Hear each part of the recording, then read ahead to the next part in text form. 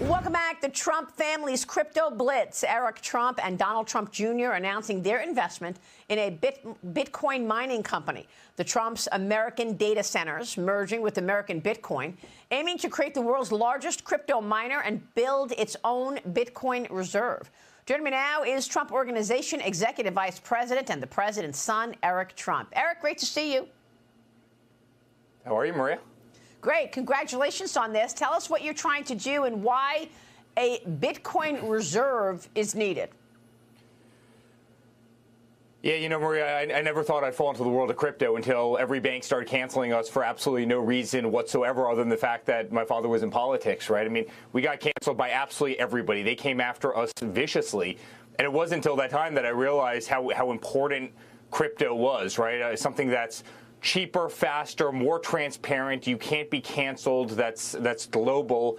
And it's what made me fall in love with Bitcoin. It's what made me fall in love with, you know, DeFi and CeFi and stable coins. And we put a lot of our effort into it. We're building a great company, World Liberty Financial. Everybody's talking about it. It's doing phenomenally well. We just launched a stable coin.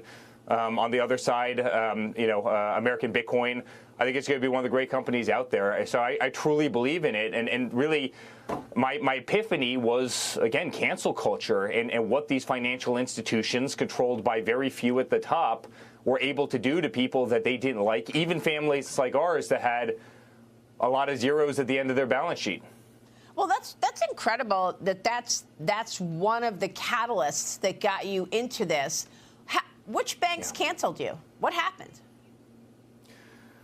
Oh, God, everybody. Capital One being the largest. I've sued them recently. Chase canceled us. Okay, so it was Capital One, because I know that Capital One also canceled Melania Trump, I understand as well. So it was Capital One. Yeah. Who else? Maria, you can't believe when you get those calls, right? And we have properties, commercial buildings that have thousands of, literally hundreds and hundreds of employees, thousands of people that work in those buildings every single day. They call you up saying, in 2 weeks, we're going to need you to, shut down the bank account. Otherwise, we're going to send, these bank accounts are ecosystems, and they came after us viciously because my father was in the White House and they wanted to punish us, right? It was legal lawfare, it was political lawfare. And that's what opened my eyes. I mean, I'm a hard asset guy. My entire life has been building real, hotels, golf courses, real estate buildings, right? Commercial buildings, et cetera. That's what I've done. If there's anybody's eyes who shouldn't have been open to the world of cryptocurrency, it was mine, other than I realized the power that these banks had, and I realized how they were exerting that power, and they were canceling businesses all over our country. It was political. It was forced. They were targeting people that they didn't like. It wasn't fair. And then you realize that there's not a single thing that those banks do that can't be done better, cheaper, more efficiently, faster on blockchain. I mean, why is it that the modern financial system runs 9 to 5, Monday through Friday? Why is it, Maria, that if you want to go get a loan and you've been banking with a certain bank for 30 years, it would probably take you 100 days to go do it, and you'd be filling out antiquated paper forms? It doesn't make sense, right? And again, that's why I fell in love with crypto. And I truly believe that Bitcoin is one of the greatest stores of value, immediately liquid, an unbelievable hedge against real estate, and something we're really excited about. That's just incredible, everything that you just said. Do you want to see specific regulation clarity in terms of what the boundaries are, the backdrop is in a regulatory front when it comes to stablecoin, when it comes to Bitcoin? What are your thoughts on what that looks like?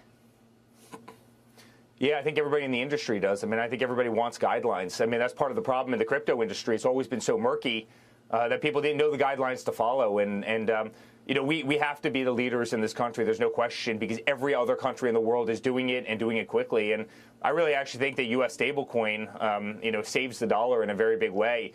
There was a study done that, in Europe, only about 0.5% of Europeans would buy a European stablecoin. Pretty fascinating stuff. Everybody wants U.S. stablecoin, and I think that's tremendously good for the U.S. economy. But listen, crypto's here to stay, right? It's solving so many financial problems. It's bringing parity to the markets. You better believe that, when we look out 10 years in this country, the nature of finance, the nature of banking is going to be very, very different than it is today. And banking in this country is going to finally get in the modern age.